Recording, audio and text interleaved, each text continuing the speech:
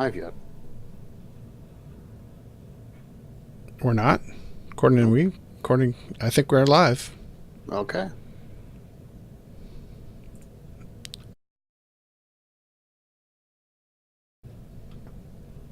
We're live. We are live. Hi. Hey, everybody. So we're trying nice. We're trying a bit of an experiment. Didn't actually go so well in trying to make the workflow a little bit more streamlined. Unfortunately, like testing this stuff, it really requires you to go live. So I think maybe what I'll do is this week I'm going to go live a couple times, and so it'll be sort of false alarms. Sure, why not? But okay. Hi, Jason. Thanks for being here. Yeah. Okay. Well, there we are. All right. So it's been like, man, this is like we can't seem to get a break technically. So No, we cannot.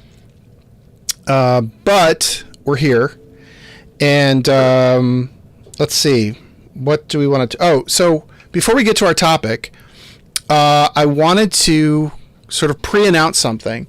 So one of the things that we've always wanted to do with the executive producers is provide additional content and benefits and things like that. And it's something that we've been, we've tried to do.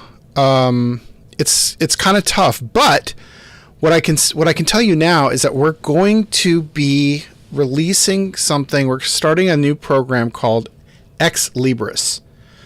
And Ex Libris is basically what we've done is we've amassed an enormous electronic library of esoteric texts. We have over 2,500 different books that are in PDF form, and we're going to be releasing them. Some crazier than others. Some crazier than others. So they cover the gamut, everything from, alchemy, Hermeticism, Kabbalah, magic, Golden Dawn. I mean, the Crowley. I mean, it runs the gamut, and so this library, what we're going to do is we're going to release 1 or 2 books a week, and we may be doing more, in a slightly higher volume. But these will be made available only to executive producers, and they're going to go. We're still trying to figure out now whether we post them to a closed Facebook group or we post them to our Patreon page. Probably go up on the Patreon page because I think that'll probably be easier to manage. Yeah, totally. But if you are an executive producer, you will have access to that library and those files. Yeah, it's pretty cool. Yeah, They're good. They're good books. yeah, and there's a lot of them, and they're pretty complete. They're pretty complete. A metric ton, not just a regular ton. A metric ton. It's a metric ton. It's big to Canadians. Yeah, That's how you know it's big. That's yeah. Mm-hmm. So we're really looking forward to that. We're really excited about it. I've even designed a clever logo, which I think by the next show, all that stuff will be in place, and we'll have the first. I think what we're going to do is we'll release 10 books to start, and then we'll just we'll throw them up there. And then the other thing we're going to do with Ex Libris is we will be going live occasionally. But again, only available to executive producers to discuss the book and to, just sort of have a little bit of introduction to the text and, why we chose it and stuff. I can tell you the first one, which is almost ready to fly, is we've got Mackey's Encyclopedia, the 1916 edition, both volumes. So that's one of the books that is going to be going up there. Pretty awesome. Yeah. So if you're waiting for a really good reason to become an executive producers, if you're of an esoteric, if you have an esoteric, what do you call it? Like a bone, an esoteric bone in your body? Esoteric bone. Or you just want to see what all the craziness is about, because some of these are bananas. Yeah, some of them are bananas. Yeah. But it's like we're super excited. It's all fun. Yeah. We're super it's excited. Really fun. And it's good stuff. And if you're wanting to further, bring further light to your Masonic experience, you probably can't do better than this library. It's pretty cool stuff. It really is. Okay, so let's get to our topic. So our topic today is balancing Masonic work and play. And I guess to get it started, I was inspired by this topic because of something that one of the lodges that I attend, something that one of the past masters said to me when he was master. And he said, we try to keep the business meetings as short as possible so we can all, go have fellowship. And I thought, that's admirable. Like, it's always good to keep a business meeting short, but are we missing something if that's all we're doing? If all we're doing is a business meeting and then going out to a bar and, hanging out with the guys, is that enough? And so I was thinking about this idea of like Masonic work and Masonic play, and how do you find the happy balance between the two so that, Yeah, and when we kind of talked about this topic, it hit home for me. This weekend, my wife and I watched a Netflix documentary called Generation Wealth, and it's a brand new documentary, and it's by this woman who did I think she got the Oscar for it, about a couple in Florida who are building the largest home in the United States, and it was called the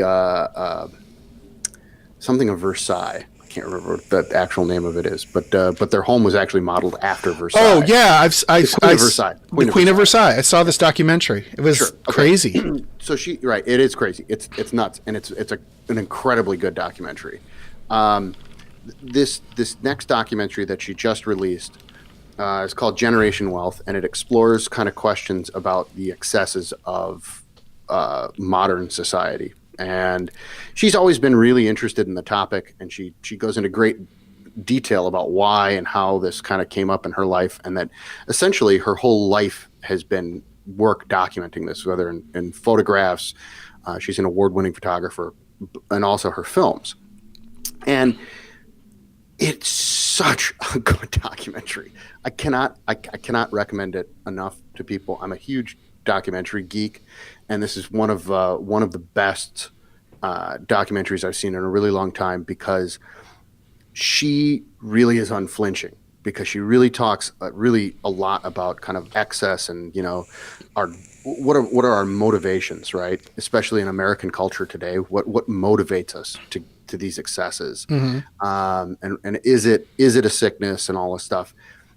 And the best part is that she doesn't just say, look at these people, but she points the lens directly at herself and talks in detail about her own life growing up, how she felt, and all this stuff. And it's just, you think the documentary is going in one direction, it goes in, it's amazing. And what I got out of it was what I think she wants to get to people, which is balance is key.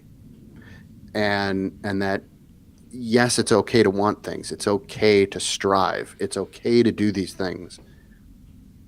But tone it down, balance it, because as soon as you let that kind of that monster go, and you just have to, that you're when you want too much and you want to take from others, that's where it's unhealthy. And so it's all about balance. And my wife and I had this long discussion after the movie about it, and I said, that's the thing that I've learned from Masonry. The key to all of this stuff is balance, and it's it is the big secret that you get through Masonry is balance. If you're listening, and this topic hits right there at its most basic level, right? And it points the camera to you and says, how do you balance your Masonry? So that's why this topic kind of got me a little jazzed. Kind of spoke to you? Yeah, a little bit. So I guess the first thing is that we should probably define what we mean when we say Masonic work versus Masonic play. Yeah. Right. Okay. So how would you define Masonic work?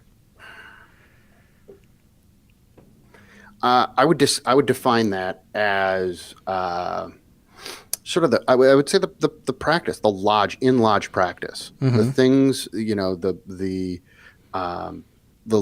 ritual, the even the business part of it, right? Business meeting stuff, that's Masonic work. Yep. The planning, all of that stuff that goes around a functioning lodge. Programming inside the lodge, that's work, right? Whether you're listening or whether you're giving or you're participating in it, that's still work. But everything that really revolves inside the lodge is what I see as work. Anything outside that lodge is play. Okay. Happy hour, group trip somewhere, a retreat somewhere, that kind of stuff. That's play. That's Masonic play. Okay. And so, all right. So ritual, business, degrees, right? Which technically is part of ritual. But it's sort of different, right? Okay. Because it's occasional. You're splitting hairs, but that's well, but it's what you do. It's okay. yeah. Don't worry, you're annoying me. It's fine. And so then what we're saying is that everything. So what are the things? So play. You said like retreats. Sure. Happy hours. Yeah. Festive board. Retreats yeah. Sure. Hey, there's a good one. Ooh. Yeah. Okay. Yeah. Festive board. Absolutely. That definitely falls under play. I'll buy that.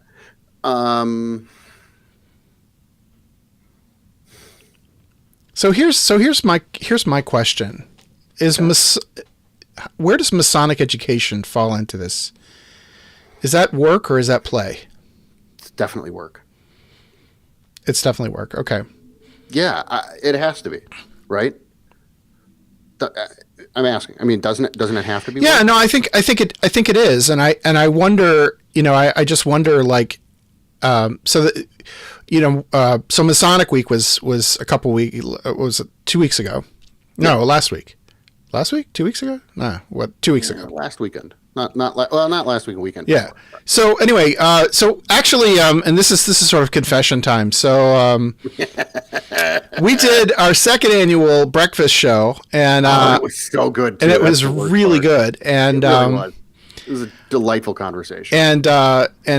And once again, the voodoo spirits of tech conspired. Although I have to say it was probably pilot error on my part, but we set it up to record on mobile phone, and we went through the whole show. Everything was going great. Levels were good. It sounded really good. And then at the end of it, hold on. Let's move back one second. Everybody knows how this story ends anyway. But, But let's go back just 1 second. We had with us Mike Hambrick and Jason Richards from TMR, and the four of us had a rousing discussion about Masonic Week and about what Masonic Week used to be, what it was today, and what it could be, and what we'd hope for in the future. It was a really good conversation. It was great. Equal Parts Masonic bitching and solutions and positive looking forward to the future. It was epic. And in fact, because none of you will ever hear it, it was the best show we've ever done. And it was inspiring. No, it was not the best show. It was so inspiring. Jason Richards and Mike Hambrick are quitting TMR. They stopped. And now, because they said, listen, I've hit my podcasting pinnacle. I can't do anymore. You are going to get me in so much trouble. That's how good it was. Yeah. Unfortunately, folks. Yeah. So when I got to the end of it, I didn't even see it until hours later. I got a notification from the app that we used to record it that said it failed to record. No other explanation, just it failed to record. Sorry. So, lesson learned: have redundancy, have more than one recorder running at the same time. It helps. But so anyway, so we were having this discussion, and one of the things that was discussed at Masonic Week was, in a lot of the different conversations that I had, was this idea that of the importance of Masonic education. And that is, of all the things that we do in Lodge, that's probably the most discretionary, right? Because you have to open and close. You have to, right? There are certain things that you have to do. It's part of your, part of your bylaws.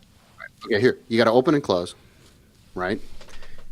Open and close, and you have to do minutes and bills, right? Those are the have-tos. Right. Everything else is discretionary. Yeah. Even degrees. By the way, I said that. Hi there, out ahead. Okay. Hi. One of my brothers from Oriental showed up. Oh, look at that. Yeah. Awesome. But yeah, I mean, hot take. Everything else is discretionary. Mm-hmm. So that's that. So I'm sorry. Education, definitely discretionary. So it's discretionary, and so the question is like how would one know if one's lodge was out of balance? Like what would you expect to see if there was, I mean, let's start with too much work, right? When there's too much Masonic work, and I've been to I've been to lodges where people just show up. There's like a cold spaghetti dinner, or like someone brings in a pizza. It's quickly gobbled down. They run in, they open lodge, they do they do their thing. The conversations drag on for hours, and then they might do a degree, and at 10 o'clock everybody packs up and they all go home. And that's it, right? Yeah. So sure. So how would you know? How would you know if your lodge is too much work? Are you currently asleep now? Pinch yourself, or spin one of those little top things to see if it falls down. Mm-hmm. Check if you're in a lucid dream. Yeah, I mean, if you're unengaged, you're disengaged, right, with your lodge, mm-hmm. you're probably doing too much work, right? Or the work that you're doing is just it's repetitive, and it's not, and then it ceases to, it becomes, well, I shouldn't say it ceases to become work. It becomes a labor rather than a work, right? Mm-hmm. Yeah, so, kind of like a drudgery. Yeah, absolutely. I think that you're in. I think it's easy to feel if you're in a rut with your lodge. Mm-hmm. Maybe you don't want to go anymore, right? And you find yourself making excuses when you get home from work as to why you have to stay at home rather than go to your lodge meeting, right? Right. Because what am I going to miss? If you don't have a little bit of FOMO from not being at a meeting, then something's out of whack. And right? And just to in case anybody's not hip with them. Sorry. Right. I'm talking young person. I'm sorry. Yeah. Fear of missing out. Sorry. Yeah. FOMO. Yeah. Yeah. So one of the things that I would look at too. So a lot of times, we're, in the consulting world, we talk about, KPIs, key performance indicators, right? So these are the things that you look at to see whether you're being successful or not. And so one of the things that I would look at is look at your attendance and how it fluctuates, right? Sure. And what I would expect to see in a lodge that's doing too much work is falling attendance. Like you'll have the people who statutorily have to show up, namely your officers, right? You'll have the people who are either in the degree process or who are maybe receiving a degree that night, and maybe a few of the visitors that are there to kind of support them and wish them well, etc. But you're not going to really have sort of rank and file of the members showing up on a consistent basis. Whereas if the lodge is a little bit more in balance, I would expect to see fuller sidelines. Yeah, absolutely. Yeah, 100%. So I think so. I think the reason for that, Eric, too, is that because most people in a lodge are really looking forward to one or the other. Mm-hmm. Do you know what I'm saying? Yeah. It's almost like the political spectrum, right? You either lean a little left or a little right, but you're always kind of looking in that direction, I guess. And in this situation, you're either looking for the work or the play that you get from a lodge. Mm-hmm. And so what draws you to the lodge is the idea, oh, well, yeah, I've got to do that, but I get that as well. Mm-hmm. So it's a give and take. So I think you're 100% right that attendance bears that out. Because if you're balancing correct, you should have a premium attendance. Yeah.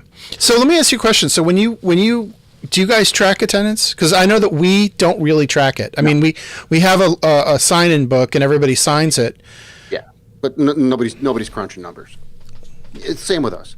Yeah, I mean we have an attendance book, but it's purely for historical reasons in case one of us becomes really famous or infamous. President or a serial killer. Likely the latter. But yeah, I mean, we don't do any numbers off of it or anything. No, Mm-hmm. no. Honestly, I don't know if I've never heard of a lodge that does do that. That really keeps track of their numbers. Yeah, I think that to me that would be a real, if I put it this way, if I were master, back in my day, I was master. Yeah. That's right. Good job. I would want to track that over time, and one of the key measures to know if I was successful or not is, did my net attendance go up in my year, right? And if the answer is yes, then I can pat myself on the back and feel pretty good. Now I have to say, having said that, when I was master back in 2008, I didn't do that either, right? It didn't occur to me. It didn't occur to me. Right. Also, I didn't do it. I'd be afraid to know the numbers. I don't want to see the grade on the report card after that. Yeah, I mean and what's funny about that is that is one of our biggest problems in Masonry, right? Yeah, totally. Is that we don't want to look at, the data's bad, but we don't want to look at it. We just think, well, if we just don't look at it, it won't get any worse. And right, nothing will happen. Nothing will happen, mm-hmm. And nothing happens. Right. It's like the Masonic Heisenberg principle. If we don't look at it, it won't be measured. That's right. The lodge is healthy and dead at the same time. Yeah. Exactly. Yeah. Exactly. So let's talk about the other way, right? How do you know if you're out of balance in terms of play? What would you expect to see? I would guess that a lodge that has too much play doesn't have a lot of members because they don't take a lot of time to initiate new guys, mm-hmm. And to bring them along because they've got other things that they're doing, right? And you're not getting. I would suspect you're not getting a lot of philosophy out of it. You're not getting a lot of contentment. You're not going to get a lot of. There'll be nothing challenging going on in your brain. There'd mm-hmm. be nothing to work out on your drive home from lodge. If you're in a too much of a play lodge. Do you think that would also result in lower attendance? It could, absolutely. Yeah. Like I said before, I mean, you've got the 50-50, right? And if one side falls too far, the other side falls off and goes away because there's nothing for them there. Mm-hmm. So yeah, sure, absolutely. So I would say, because that makes it a lousy KPI, right? So yeah, if you're balanced in one direction, attendance falls. If you're balanced in the other direction, attendance falls. That's not going to work. That's not going to work in our perfect lodge, right? No, we need a better way to measure the KPIs. Here's what I would say. I would say that if you're involved in too much play, what I would expect to see is the same guy showing up all the time, and you get no new blood coming in. Like people aren't coming. Right. That's what I'm saying. From other lodges, people aren't coming from. Right, you're not really getting visitors. You're not getting people who haven't been there very. Like they might show up, see that there's really, it's just a bunch of guys going to the bar, and I'm not necessarily included in those conversations because it's just the same. It's this group of guys and they're all like kind of socializing, and so Sure. why am I bothering, right? So I would look at the so like in one case I would look at the numbers on the work side, but on the other side, I would look at both the numbers and the number of new people that are coming in, Right. or circulating, right?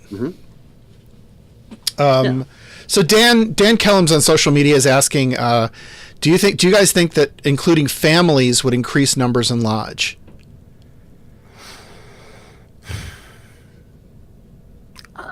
I don't know.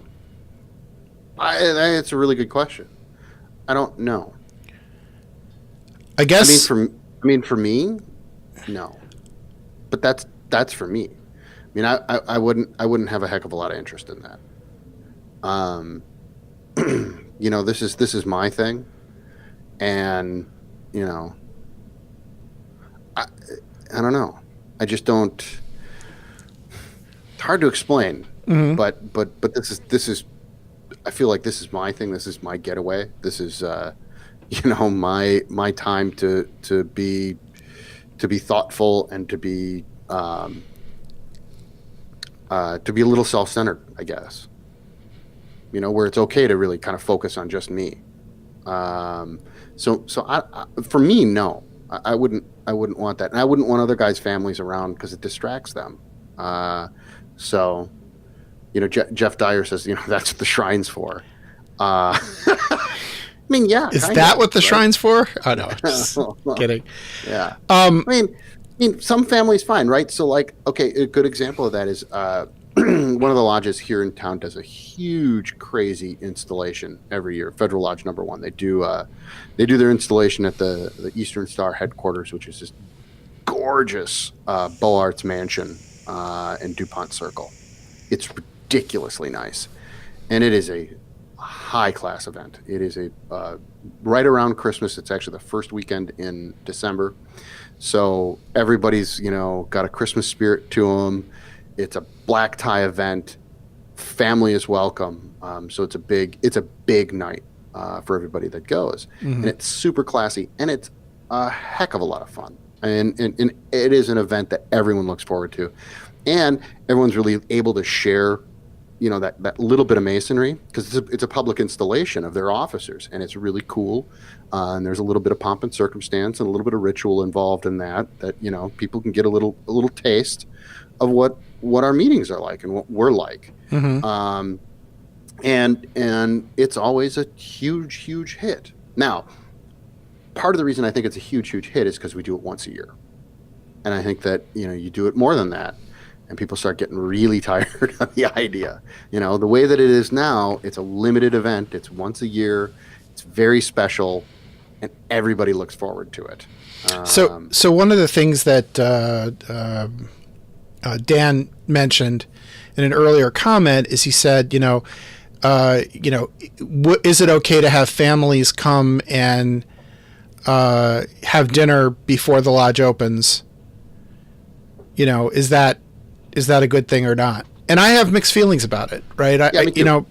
There was a time when my son was quite young where, we didn't really have a babysitter, and my wife had to work. And so my kid would come downtown, meet me at grad school, and then we'd go out to lodge, and he would just have dinner and hang out.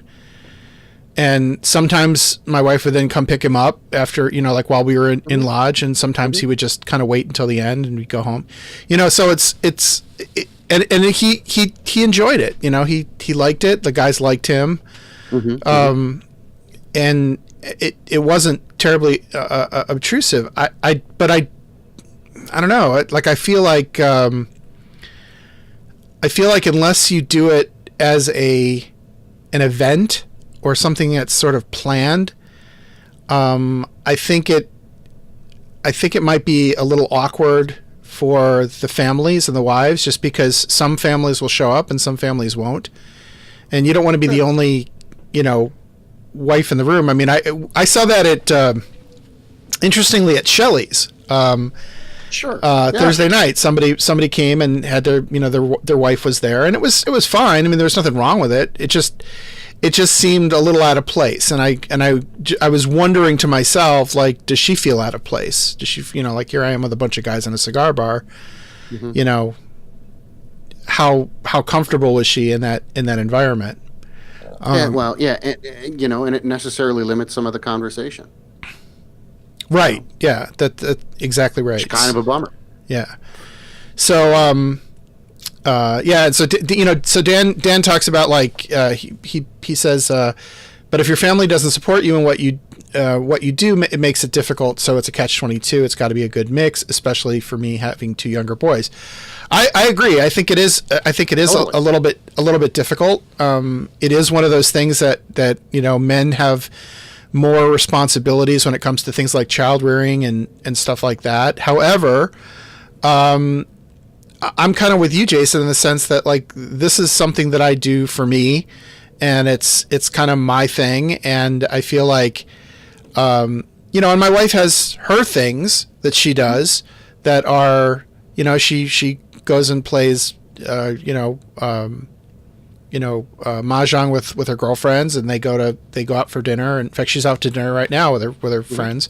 And so, like, there's nothing, like, I don't feel like I need to be at that thing too. Yeah. Right. And Dan, maybe a little of this too is that, what Eric is saying too is that, like, you've got your thing, she's got her thing. Your kids definitely have their thing, right? Mm-hmm. Everyone's got a place to be themselves and to kind of retreat for a minute. Because, again, we'll use balance, right? Your family has to be balanced too, right? Your right. interactions within your family, that socialization, that parenting stuff, that needs to be balanced as well for it to be healthy. You've heard the term helicopter parent, things like that. That's what happens when you're out of balance with that stuff. And so right. a good way to kind of pull yourself out, it's almost like how your body, it needs to sleep.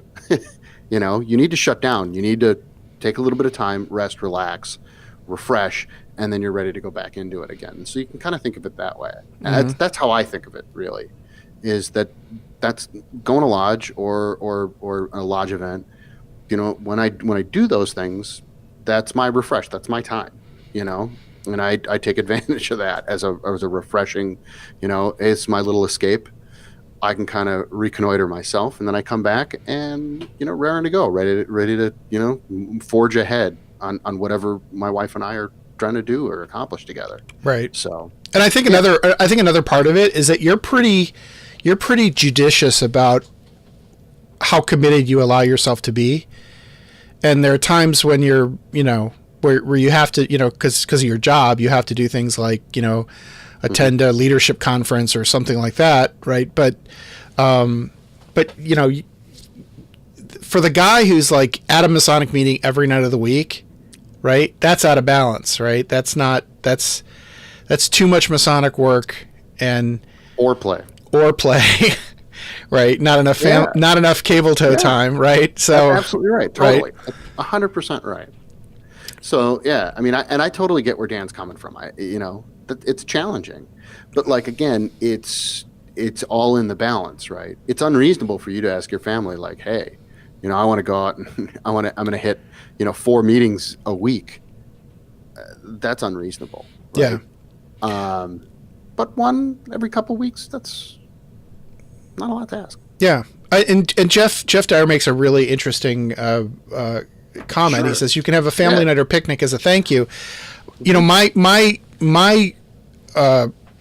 advice, I guess, or my stand on it is that if you're going to do something for the family, do it for the family. Like, plan an event, right? Make it about them, right? Don't just make it like we're going to get together with the guys and families are invited along. Make sure that there's participation, and then do it, you know, once or twice a year, because it'll show them that they're important. They're I mean, they are part of the Masonic family, right? They sustain us. But it won't get to a point where, you know, I just remember, like, in our old building, we had a ladies' lounge, right? Which is like the sort of like living room area. It was off the dining room. It was pleasant enough, but it was like, it just was what it was, you know? And I guess, you know, they put a TV in there, but like, really, you're going to like schlep your wife and put her in this ladies' lounge and like let her do what? Sit there? I mean, it just seemed like kind of cruel, you know? Not only that, but it seems like I remember my parents were in a bowling league when I was a really little kid, and they had like a playroom for the kids. So like, hey, mom and dad have to go out and drink a whole lot of beer, smoke cigarettes, and throw bowling balls intermittently. You go sit in this playroom with the 8 broken toys and a TV that fuzzes in and out. We'll be back in 2 hours. You know, but this time you're doing it to your fully grown wife. Mm-hmm. Nice. And you wonder. Yeah. No, it's a terrible idea. That is honestly a playpen for grown-ups. That is a terrible plan. Yeah. So Adam Huprich just commented. He said that, you know, he said that as the year he was master, he traveled to every lodge inspection in the district. Mm-hmm. It made it very stressful and hard to maintain that balance, and I got burnt out. And I just lost the comment here. Oh, here. And he says it just makes it hard when it's always the same 12 guys showing up for everything and doing everything. Right? Yeah. And that's the sign that your lodge is out of balance, right? If it's the same 12 guys that are showing up and doing everything, something's wrong, right? Mm-hmm. So here's the question is, what's the secret, I guess, to restoring that balance?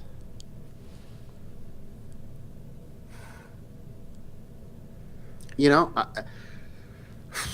because I think I know, but I want to see what your thoughts are. You know, to restore the balance, I think it is. Well, I think key is first realizing that you are out of balance, right? Mm-hmm. Or the lodge is out of balance. Figuring out what's out of balance, right? Figure that out first. Identify the problem. Mm-hmm. Once you do that, be super honest about how you're going to fix it. And if it's a situation of imbalance where you're doing too much and your family's not involved, right? And that's out of balance, that's out of whack. Guess what? It's sacrifice time for you. Mm-hmm. You're going to have to cut back, and you're going to have to make some tough choices. You know, if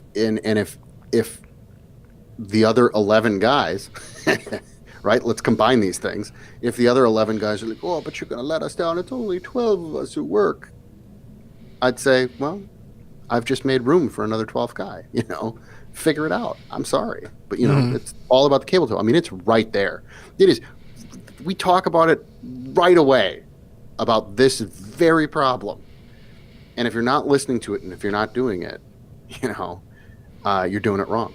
You know, there's no other way to say that. But I mean, like, you know, that's you just have to be honest. You have to be honest about the problem and how to fix the problem. And be realistic. Okay, so I have a different prescription. I don't doubt that. And my prescription is that you can solve both problems by doing one thing, and that is programming. Right? All right. Programming. So think of it like this. Every time that you go to lodge, the meeting of the lodge meeting is an experience event, right? It's a piece of time and a place and a setting that you're going to have, something's going to happen. Now, either that experience is going to be a good experience or it's going to be a bad experience, right? And so the question is like in that, hour or 2 hours of meeting that you guys are obligated by your bylaws or Grand Lodge code or whatever to sort of have that time, right? What do you fill that with? Because if you fill it with interesting topics of discussion and Masonic education and lectures and programs and things like that, along with the work, and it doesn't have to be like really long, right? Like we had one guy who was a former district deputy came to visit our lodge and got up and did like a 10-minute meditation. Just led everybody in a guided meditation for 10 minutes. And it was great. It was awesome. I was like, fun. Yeah. It's like, why don't we do this more often, right? But so it doesn't have to be a lot. It doesn't have to be long. It just has to be Masonic and meaningful and thought out. And you can, and if you can do that in every meeting, a couple things are going to happen. One is that you're by the topic of what your programming is, it kind of sets up for the discussion at the bar or the festive board or, whatever. Yeah. Right? Yeah.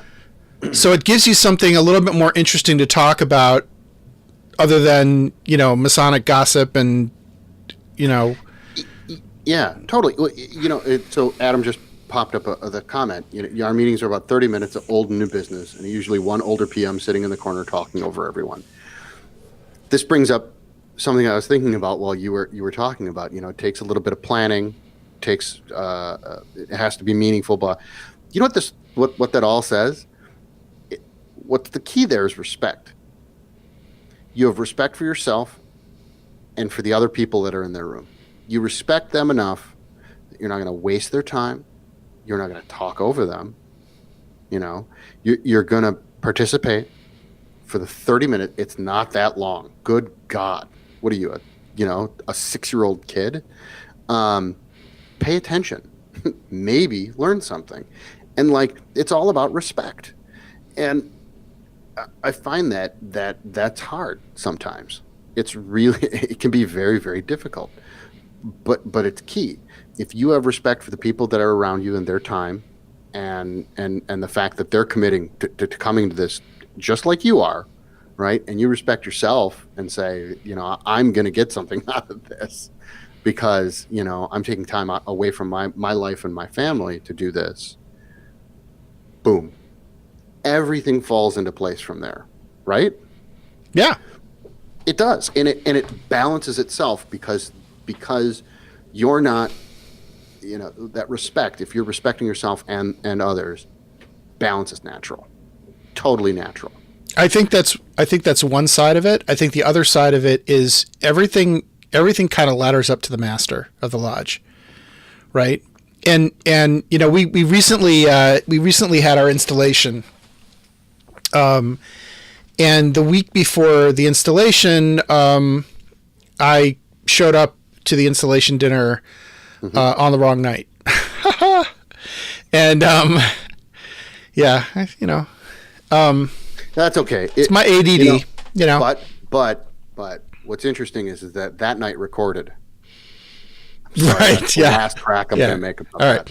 I swear. So anyway, and so that evening, I talked to the guy who was going to be the ingoing master, and he asked for my advice, which is always flattering for a past master to be asked that, right? And what I told him is, I said, it's your lodge. Don't be afraid to ask for what you want, right?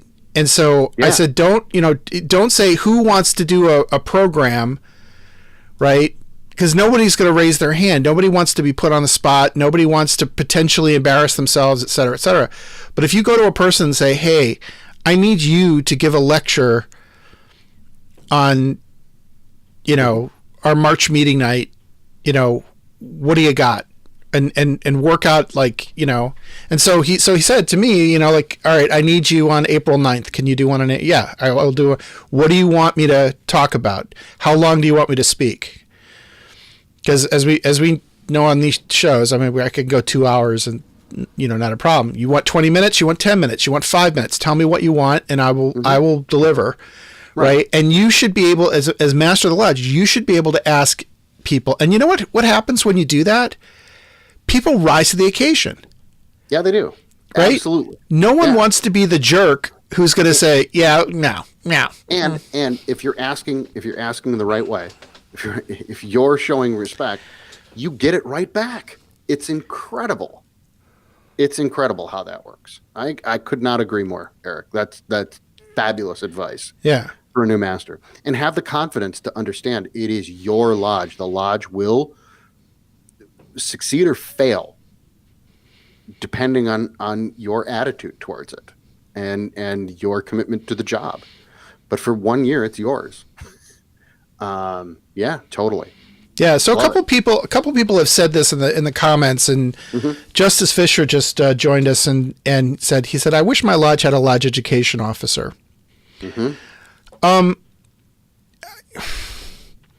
Well, but he follows it up with the right sentence. He says, I think I have to put the hat in and see what can be done. Yeah. And you know what? I don't know that a lodge education officer, I mean, if the role of the lodge education officer is to, by the way, I hate that term. I know. I really don't like it. Sorry. But if the purpose of it, it sounds like a Gestapo position. You shall go see the education officers then.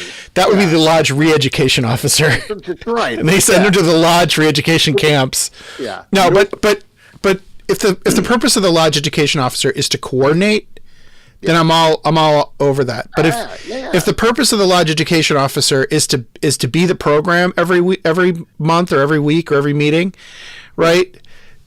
I don't think it's going to work. I think that what you really want in a lodge is you really want to have different voices heard, different perspectives. It could be something as just ask somebody, give me a 10-minute presentation on what was the most meaningful moment in Masonry for you, the one that that changed your life or something like that. Those kinds of programs spark discussion, and that carries over into the Masonic play part. Yeah, totally. And here's the thing, right? Is let's go back, right? You got 12 members that show up to your lodge. You got 8 members that show up to your lodge. Those are 8 programs that are dying to be given. Yeah. If you've only got 8, use the 8. But use them all. Yeah. That's easy stuff. And you're 100% right. Use open-ended topics that are really easy, and you tell them, I want 10 minutes from you. You don't have to give me any more. Let's see how it goes. Stand up and let's talk about this. Yeah. 100%. And the thing is that what's great is I had my first speech professor in college, who is an incredible guy. One of the secrets of speech that he told me was, no one likes this class. Everyone hates it. Everyone dreads it because I'm going to make you get up, not knowing anything about a topic. You're going to stand up in front of all of these people, and you're in a period of your life where you're not ready to look like an idiot. And it devastates you on the inside. And he said, but understand that human nature and human psychology is such that when you're standing up there, everybody in that audience empathizes with what's going on with you. They know that sucks. And they desperately are pulling for you. Just know they don't want you to fail. They want you to feel comfortable as much as you want to feel comfortable. Because if you're not comfortable, everybody's uncomfortable, right? And that's a feedback loop that you get. And he said, so the audience will always attempt to right your wrongs and put it back on track. And he's 100% right. People do that. And so when someone just gets up in the front of a lodge to give 10 minutes and they say, any discussion, let's talk, all you need is one person to start it, and bang, bang, bang, bang, it starts going. Yeah. Well, what's interesting. So I used to be, when I was a kid, I was terrified of public speaking, absolutely terrified of it. And I took a speech class, and I was terrible at it. And it wasn't until I was in my 20s, late 20s, early 30s, that I kind of got over it. And here's how I got over it. Alcohol. No alcohol, no cannabis. Oh God, that would be the worst thing. God. CBD oils. No, what it was not standing behind a lectern. Yeah, there you go. Right? Yeah. It's just 100%. getting in front of the lectern and being like in the room and just being like, okay, I know there's 85 people in this room, but we're just going to have a conversation. And I'm going to kick it off by giving you this, 20-minute presentation, and then we can talk. We can have a presentation, or we can have a discussion. And when you do that, all of a sudden, it's not like you're giving a speech, but it's like you're talking about ideas. You're getting it out there. And so but getting back to our topic, I think it's this idea that you program, right? You got to make sure that there's something of Masonic content at every meeting, even when you're doing a degree, right? There should be, if you're doing a degree, keep it short, keep it a 10-minute thing. If it's a meeting night and you got nothing else planned, make sure that there's maybe a 20 to 30-minute presentation and discussion out, and then say, okay, great. Now let's close and let's go across the street in the bar and we're going to talk about it. But let me just, I disagree slightly, which is if there's nothing that night, start with 10 minutes, see where it goes. If it dies at 15 or 20 minutes, you're done. Then it's over. Don't needlessly drag anything out. Start small. See where it ends up. Try and nurture it, see where it goes. But that's it, and be done. When it's over, it's over. And that's okay. Sometimes 10 minutes of quality conversation is better than a half an hour of droning on or sitting in silence, staring at each other going, boy, I wish I had a question. Yeah. And the other thing, so Justice said, meetings are insanely long. We're very active. Well, again, this is probably a topic for another show, but there's a dynamic there. Right. And I was discussing this with our incoming worshipful, and I said to him, what winds up happening is content in a meeting fills up to the required time. Right. So what'll happen is nobody wants to go to a meeting that lasts 15 minutes because why did I bother? Why did I put on a suit? Why did I put on a tie? Why did I come out here? If all we're going to do is open, close, and go to a bar, might as well just go to the bar, right? And I can be comfy. And I can be comfortable, right? Yeah. So I think that if your meetings are running really long, you have to ask yourself why. And if it's because you're having a really long business meeting, and this is something that the incoming worshipful noticed and pointed out to me. He says, we'll say something, someone will make a proposal, and then people stand up and say the same thing over and over again, right? So that and he says it drives me crazy. What do you do about that? And I said, well, you have to control the conversation, A, but B, understand why people are doing that, right? People are standing up and saying ditto and what he said, only let me add, 14 more words to that. They're doing it because they feel like they need to be heard. There needs to be a reason that they came out to lodge tonight. And if they stand up and say something, it's because they feel like they participated. Right? Yeah. The problem is that if what you're participating about is what color to paint the walls, or whether to have this caterer or that caterer doing the dinner, right? You're not getting any Masonic content. So if you decide, and I've been at lodges where the meetings are like a very tightly run ship, right? So it's kind of like if we're not ready to vote on something, the master will assign it to a committee, look into it, make me a recommendation. We'll vote on it at the next meeting, right? And if it absolutely has to be, dealt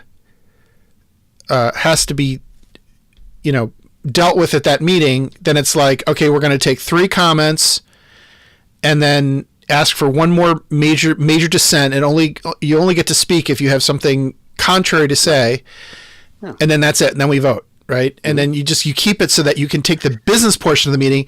That's 20 minutes. The rest of it is... Well, what's really important about that, Eric, is to understand that and to be very realistic in your times, right? When you're planning a meeting, be really realistic about your timing for, hey, how long is this presentation going to go? How long is this? And then stick to those times, because that's what you've laid out. And anything more is too much, and anything less is too little.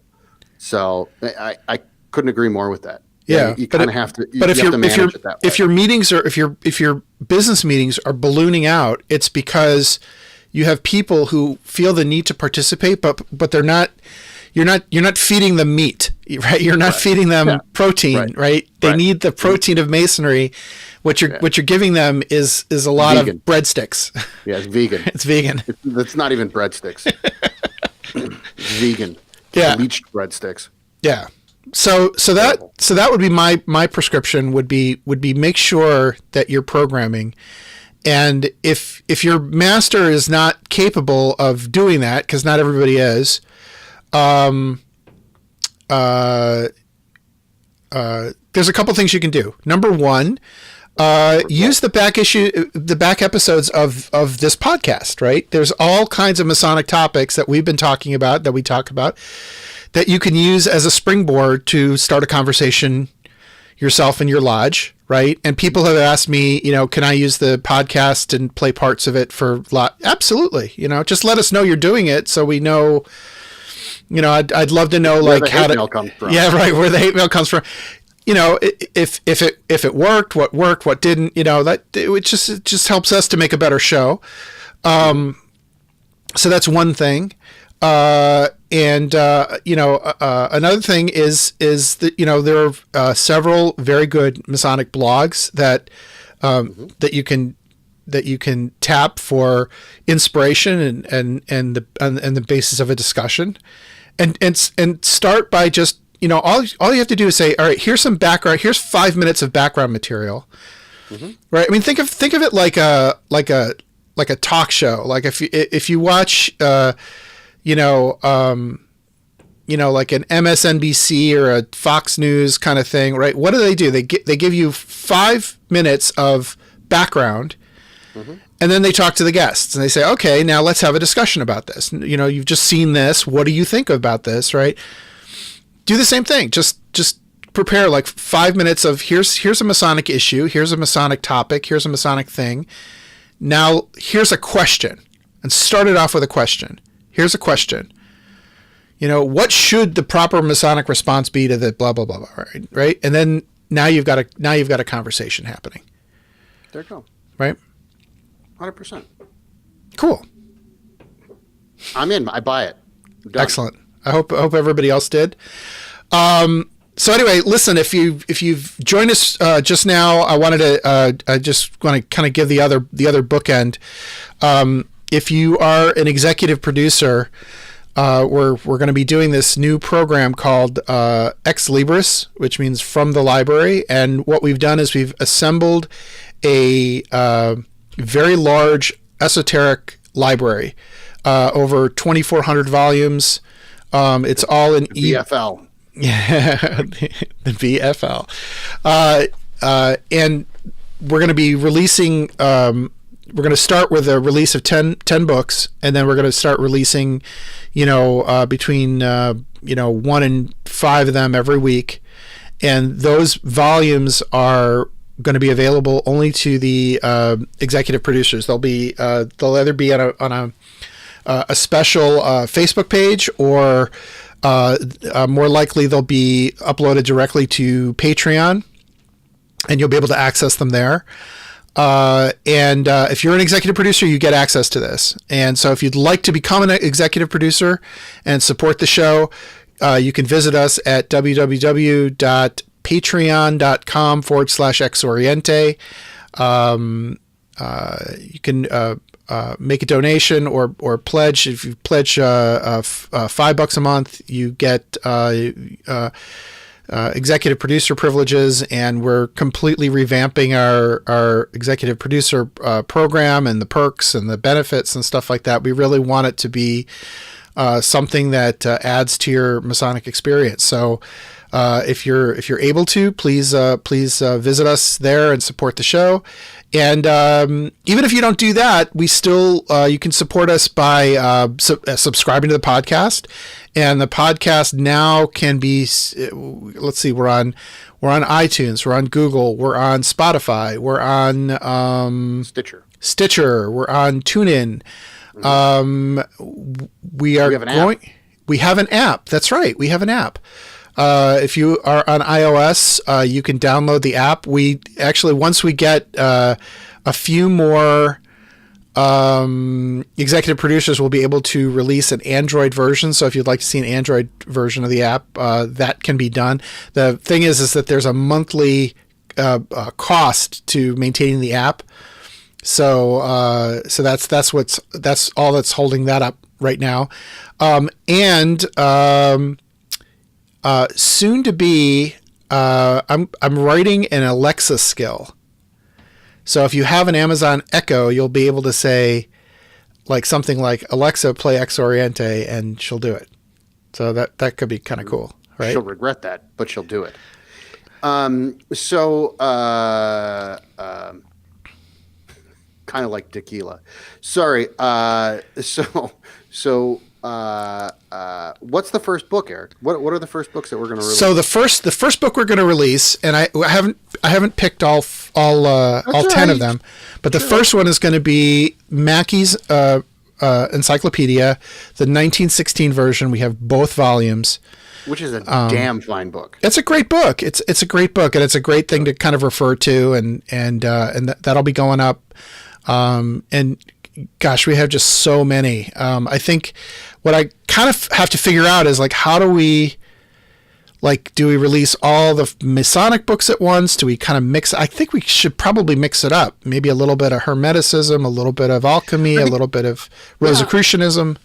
Yeah, it depends. It depends on the subject, right? Because some of them, I don't know.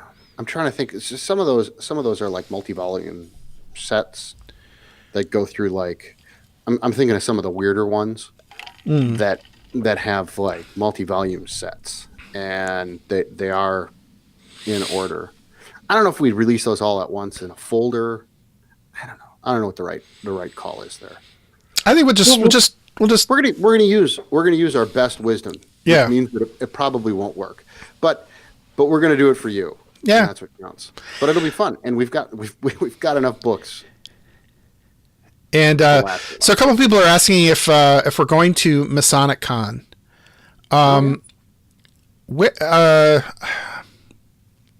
It's what, in Massachusetts? Where is it? Do you know where it is? I don't. I should answer the question. I'm probably not going to be at Masonic Con, mainly because of work. Yeah. Just getting away is going to be tough, but I would love to go someday. Me too, and I spent all my money on my one vacation this year, so yeah. It's gonna there is a very interesting, I think it's in June, called Esotericon. Massachusetts, right there. Yeah, would love to go there. But there's Esotericon. Right. Esotericon looks kind of interesting, and that's going to happen, I think, in June. That'll be in Virginia, right? Yeah, Manassas, I believe. And as we get closer to it, I'm happy to plug that. I think that might be really interesting, and I actually might. My plan was to try to get out there for my DC lodge is going to have a meeting at around the same time, and if I can time it right, maybe I can just go to Manassas for the day and then come back, and we'll have to see. It'll be fun. But yeah. So anyway, thank you for joining us. And the other I forgot to mention, the other way that you can support us is just drop us a line either on the Facebook page through a comment or or you can email us at xoriente@gmail.com. Just let us know what you think of the show. If there's something you want to see more of, less of, let us know, because we do this for the craft. So if you guys are getting a good amount of stuff out of this, and we're doing our job, and if not, we want to know about it, so we can do what we need to do. All right, now we're gonna sign off, and I'm fully expecting like complete pandemonium when it comes to the credits and everything like that, because we're still working out the bugs. Yeah, but you're gonna want to watch this. But here's the cool thing. I recently got Final Cut Pro, which means I'm going to learn how to edit video, and I'll be able to edit the video to look exactly the way it should look. All you needed was another Adobe product. No, it's not. It's Apple. Oh, Final Cut. Oh, Final Cut's Apple. Premiere. Yeah. Right. I have Premiere. I can't figure it out. Really? Oh, it's easy. I'll teach you how. Oh, really? Okay. Cool. Yeah, it's really fun. Terrific. Okay. Goodbye. Thanks, everybody. Fiat Fox. Subscribe. Take care. It's working like a charm already.